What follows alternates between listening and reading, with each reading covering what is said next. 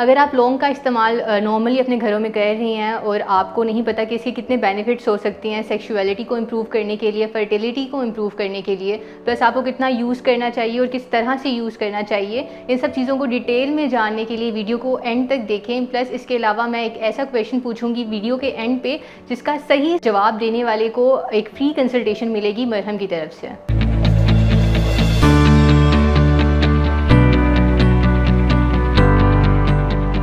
अस्सलामुअलैकुम, मैं हूं न्यूट्रिशनल कंसल्टेंट अरूसा तौसीफ। अब बेसिकली हम अपने घरों में ज़्यादातर यूज़ करते हैं क्लोव को, जिसको हम लौंग भी बोलते हैं। ये एक ऐसी स्पाइस है जो काफ़ी टाइम से हमारे घरों में यूज़ हो रही है। हमारे डिफरेंट डिशेस में मुख्तलिफ़ तरह के खानों में इस्तेमाल करते हैं हम इसका।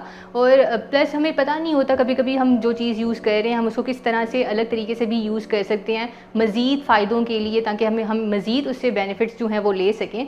तो प्लस इसके अलावा कहा यह जाता है कि अगर जो लौंग है उसका इस्तेमाल देखा जाए तो बहुत ज़्यादा आपके लिए बेनिफिशियल रहता है। सिर्फ हेल्थ बेनिफिट्स नहीं बल्कि आपकी सेक्सुअलिटी के लिए, आपकी फर्टिलिटी को काफ़ी इम्प्रूव करता है। किस तरह से इम्प्रूव करता है? अगर रिसर्च के अकॉर्डिंग देखा जाए तो बहुत मेल्स और फीमेल्स की फर्टिलिटी को इम्प्रूव ये इस तरह से करता है कि इसके यूज़ से मेल्स में टेस्टोस्टेरोन का लेवल जो है वो इंक्रीज़ हो जाता है। अब टेस्टोस्टेरोन का लेवल इंक्रीज़ होगा तो मेल फर्टिलिटी, ये टेस्टोस्टेरोन एक ऐसा हार्मोन है जो कि मेल फर्टिलिटी को इम्प्रूव करता है। तो आप इसका यूज़ कर सकती हैं फर्टिलिटी को इम्प्रूव करने के लिए। अगर हम विमेन की बात करें, औरतों की, ख्वातीन की बात की जाए तो उनमें एक हार्मोन होता है जिसको हम ल्यूटिनाइजिंग हार्मोन बोलते हैं। ये एक ऐसा हार्मोन है जो कि मेंस्ट्रुएशन के लिए, ओव्यूलेशन के लिए काफ़ी हेल्पफुल रहता है। तो वो उसकी जो लेवल है वो ये बढ़ा देता है, जिससे कि आपको जो इरेगुलर पीरियड्स होती हैं उसका इशू जो है वो ख़त्म होता है। आपकी कभी कभी पीरियड्स में जो पीरियड्स का फ़्लो जो होता है उसको रिस्टोर करने के लिए आप ये यूज़ कर सकते हैं। प्लस इसके अलावा अगर देखा जाए तो मेल्स में स्पर्म प्रोडक्शन जो है उसको इन्हेंस करने के लिए, उसकी मोटिलिटी को बढ़ाने के लिए, प्रोडक्शन को बढ़ाने के लिए आप लौंग का इस्तेमाल कर सकते हैं। और साथ ही क्योंकि आपकी फर्टिलिटी जो है वो एक ऐसी चीज़ है कि जिसका लिंक आपकी ओवरऑल हेल्थ के साथ है। अगर आप ओबीज़ हैं या फिर आपको ओबेसिटी का इशू है, आपको मोटापे का इशू है, तो आपकी फर्टिलिटी काफ़ी हद तक अफेक्टेड होती है उससे।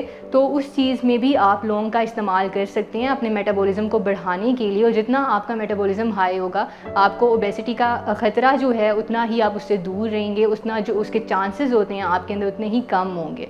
तो आप लौंग का इस्तेमाल ओबेसिटी के लिए भी कर सकते हैं, वेट लॉस करने के लिए भी कर सकते हैं। अब ये कुछ ऐसे बेनिफिट्स हैं जो कि अगर इसके अलावा और भी देखा जाए तो जो लौंग के इस्तेमाल से जो टेस्टोस्टेरोन का लेवल होता है फीमेल्स में और मेल्स में दोनों में बढ़ जाता है, जिससे कि सेक्सुअलिटी जो है वो इम्प्रूव होती है।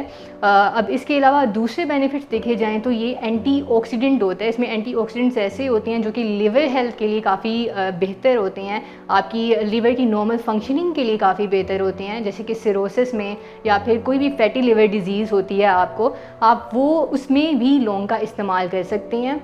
प्लस इसके अलावा अगर आप मज़ीद भी कोई इन्फॉर्मेटिव वीडियो देखना चाह रही हैं तो आपको मरहम के प्लेटफॉर्म पे काफ़ी इन्फॉर्मेटिव वीडियोस देखने को मिल सकती हैं, काफ़ी कंटेंट मिल सकता है।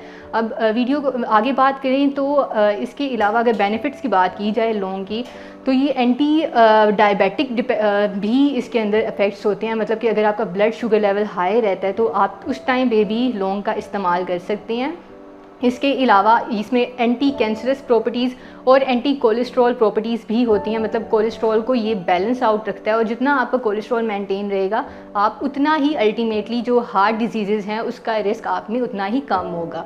अब ये कुछ ऐसे बेनिफिट्स हैं जो कि काफ़ी कॉमनली आपको मिल सकती हैं लौंग के इस्तेमाल से। अब बात ये की जाए कि आपने लौंग का इस्तेमाल किस तरह से करना है और इसकी सेफ़ रेंजेस क्या होती हैं और आप किन चीज़ों के साथ इसका इस्तेमाल नहीं कर सकते, कब आपने इसका इस्तेमाल नहीं करना, उस बारे में बात करें तो सबसे पहले आप इसको यूज़ किस तरह से कर सकते हैं। आप नॉर्मली 2 से 3 जो है लौंग के दाने लें, उसको 1 गिलास पानी में 2 कप पानी में आप उसको बॉयल कर लें 15 मिनट के लिए, और वो आप यूज़ कर सकते हैं अपनी फर्टिलिटी को इम्प्रूव करने के लिए। डेली बेसिस पे अगर आप यूज़ करें तो जो आपको इससे मज़ीद जो फ़ायदे हैं वो भी मिल सकते हैं।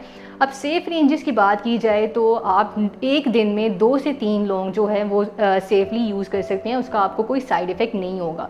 साइड इफ़ेक्ट आपको तब होगा जब आप कोई ऐसी मेडिसिन ले रही हैं जो कि ब्लड थिनिंग मेडिकेशंस होती हैं, जैसे कि एस्पिरिन हो गई या वारफरिन हो गई।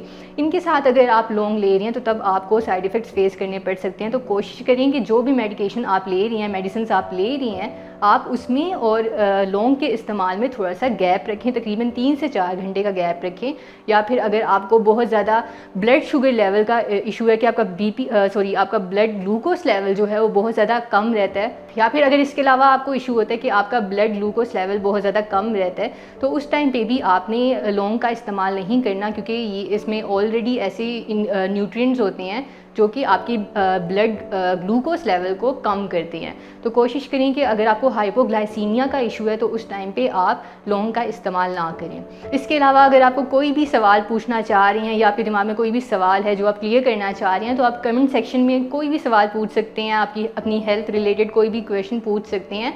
और साथ ही अगर आप मुझसे या किसी भी न्यूट्रिशनिस्ट से अपनी अपॉइंटमेंट बुक करवाना चाह रही हैं तो आप मरहम के प्लेटफॉर्म के थ्रू किसी भी टाइम अपनी अपॉइंटमेंट बुक करवा सकते हैं। शुक्रिया।